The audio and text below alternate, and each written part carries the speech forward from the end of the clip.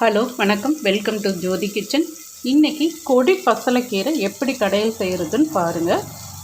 அதாவது பாருங்க, நல்லா பொடி நல்லா கழுவிட்டு அப்புறம் இந்த மாதிரி கட் பண்ணிக்கோங்க. இல்லைன்னா அரிஞ்சிட்டு கழுவுனிங்கன்னா சத்தெல்லாம் போயிடும்.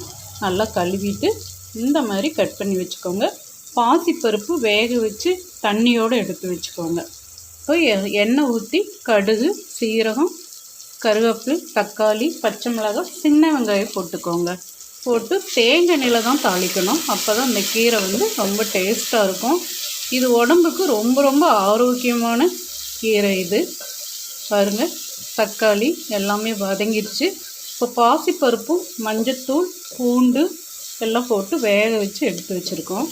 இப்போ தக்காளி நல்லா வதங்கிடுச்சு. இப்போ இந்த கீரையை நம்ம அதில் போடலாம். இது கொஞ்சம் நல்லா வதக்கிக்கோங்க.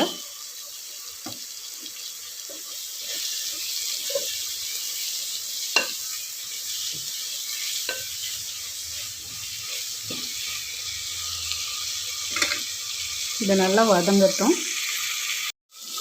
பாருங்கள், நல்லா வதங்கிடுச்சு. இப்போ அந்த தண்ணியை அதில் நம்ம எடுத்துக்குவோம்.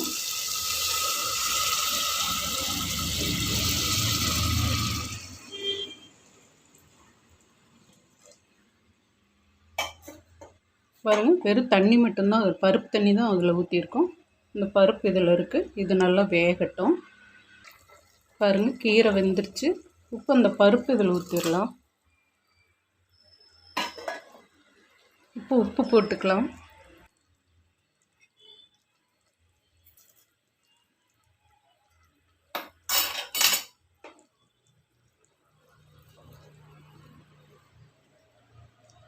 ஒரு 2 நிமிஷம் கொதிக்கட்டும்.